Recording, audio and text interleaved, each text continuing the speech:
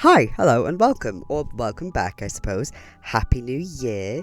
Today you are watching me do the marker stuff and the inking for a little gajinka of my favourite Animal Crossing Islander at the moment, who is Shino, as you can see on the side. There's something about her, she warms my heart.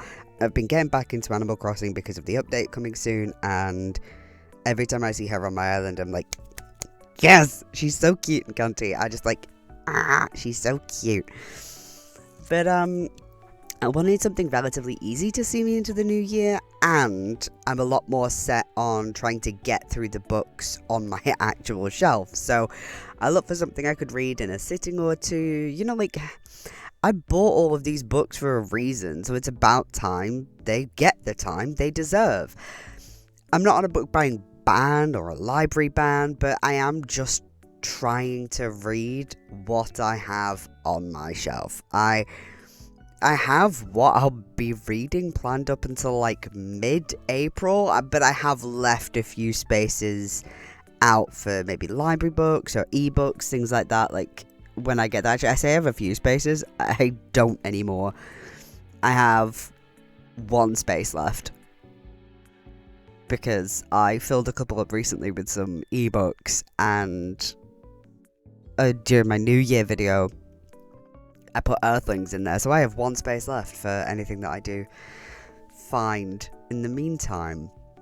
Anyhow, let's move on to what we're actually here for, and that's a review of Weasels in the Attic by Hiroko Oyamada, translated by David Boyd. There will be spoilers ahead, and this is probably going to be a relatively short one because the book is only about 70 pages or so. So, this is effectively 3 short stories with snapshots of our protagonist meeting up with his friend, Saiki, for dinner, while we get to know them without much being said on the surface.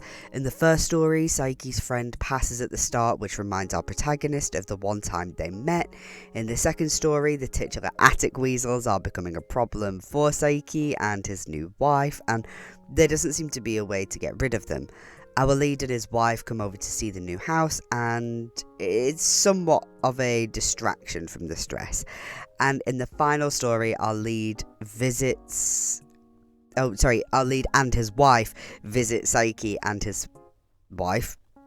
I've said wife so much there. Anyway, but Saiki and his wife have recently welcomed a new baby into the family, and our lead and his missus are visiting them. As far as I can figure, I will be saying our lead, the protagonist, his wife, that sort of thing, because those two I don't think have names, but I might have just missed it somewhere. But this is the sort of book where it's good to know that you will need to always be reading between the lines. I definitely think it's one where reading it a couple of times works in its benefit, and it's short enough that isn't too much of an issue. In the first story, after hearing the news of the death of Saiki's friend Urabe, he thinks back on when they were introduced about 6 months earlier. Urabe is someone who's coasted by on the fact that he's part of a rich family. He's only really had one job, which was set up for him by said family, and it only lasted a couple of months. It seems that Saiki has known Urabe for some time, and that friendship is centered around a love of tropical fish and also being drinking buddies. Our lead is married, but by this point Saiki isn't, and he's surprised to find that his friend seems to have found himself a wife and had a child. I love the ways in which we see the subtle differences between our lead's internal musings and the way he interacts with everyone. It becomes clear that as this story progresses that he doesn't really care for Urabe all that much. He's in his early 40s, all of them are, and Urabe is happy with himself for bagging a girl who's 20. He already feels off because of that, but then it's clear that he has no interest in actually taking part in being a husband or father, and he treats his young wife like a maid. We know that the protagonist and his wife have been having fertility issues, and more it becomes something he wants so dearly. He could never behave like this with his wife and future child, but he can do nothing except give Saiki looks and glances. He doesn't know this man well enough to make any actual comments to either him or his new bride. And at first, there are just little things like that, but then we learn how he met the younger mother to his child. Well, to be clear, it's not outright said, but it is laid out in such a way that it isn't like I'm grasping at straws to be picking up on this. Urabe talks about how when the shop was open, there was a girl that kept coming into the back. She was clearly hungry and not doing well in any sort of way, shape, or form. She's described as a grade schooler, and this was an event from 6 or 7 years ago. And there's a moment where, as he's telling this story, it's heavily suggested that this girl is now the mother of his child, because it's sort of like a cut-off point as he's telling the story. His wife comes in and he makes a comment.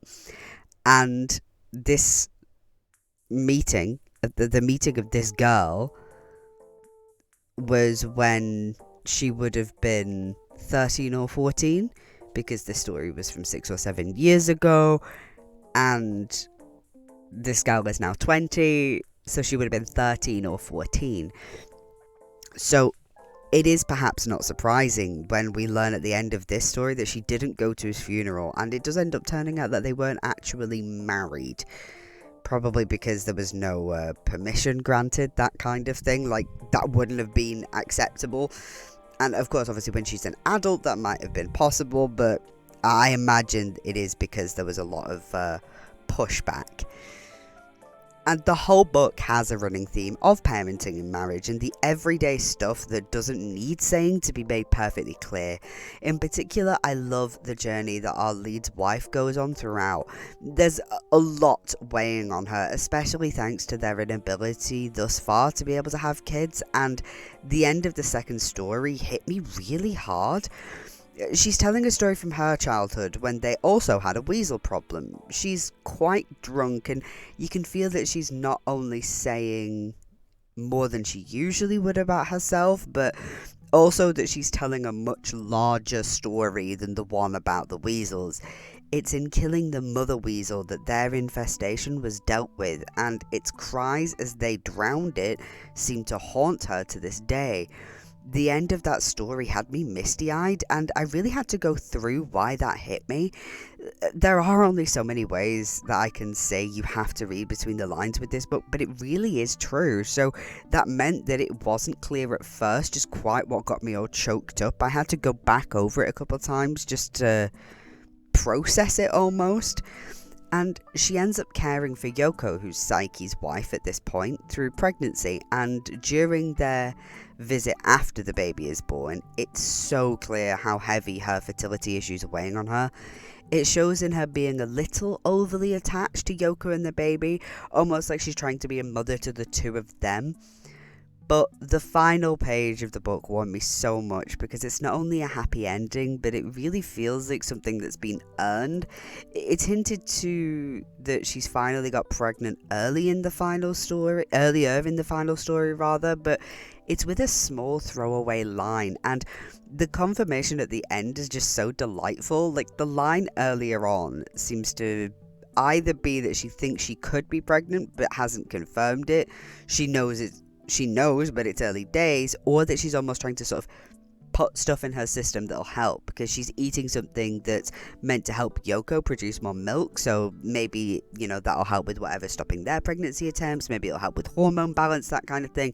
It isn't 100% clear, like a lot of things in this book, but I just love the way that's done. I love the things left unsaid, the things that are left up for interpretation without it feeling like there are things missing.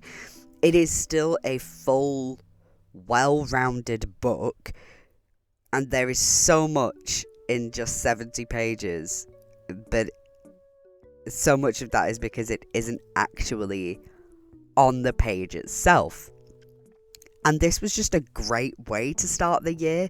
It felt like something to get my brain working without being straining, kind of thing. I'll definitely look into other stuff that Oyamada has put out there. I don't know if it's like this, but I love when an author knows how to say as much off the page as what's on it. And if you're looking for a short yet filling read, then this is definitely something you should look into. Like I said, it's about 70 pages, so it's great for maybe a 1 or 2 sort of sitting read. I read it in one sitting, but that was sort of what I was aiming for with being able to get a video out easily at the beginning of the year. And this may be our intro to the year, but next week is our intro to a running theme. Valentine's isn't too far away, and I'm getting myself into the loving spirit and diving into a whole load of romance. Next week, I'm starting with something that isn't, as far as I know, primarily a romance book, but I'm going to ease myself in, and I know a romance plot is a major feature, as we're going to be heading back in time and taking some lessons in chemistry. Now, why don't you tell me about your favourite novellas and short story collections, quick reads, all that sort of stuff in the comments below, because I love short stories, novellas, that kind of thing. And short story collections are always just like right up my alley.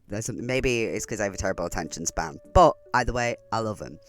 To keep up with what I'm doing, feel free to like, feel free to subscribe, and feel free to ring that notification bell, all the cringe shit I'm supposed to ask you to do in my videos. But most importantly, I hope you have a wonderful day, a wonderful night, a wonderful whenever you are watching this. Take good care of yourself. Right.